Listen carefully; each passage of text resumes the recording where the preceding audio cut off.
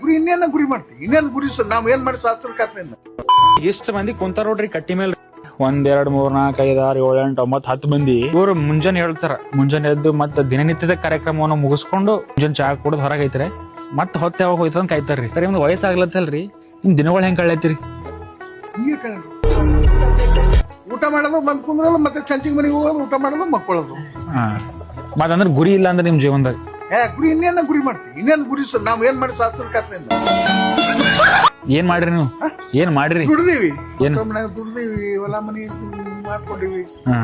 ಹಾಗೆಲ್ಲ ಅಂದ್ರೆ ಎಲ್ಲಾ ಫ್ಯಾಮಿಲಿ ಸಲುವಾಗಿ ಎಲ್ಲಾ ಮಾಡ್ರಿ, ಕುಟುಂಬ ಸಂಬಂಧ ಈಗೆಲ್ಲಾ ಮುಗ್ದೋಗ್ಯದ ಅಂತ ತಿಳ್ಕೊರಿ.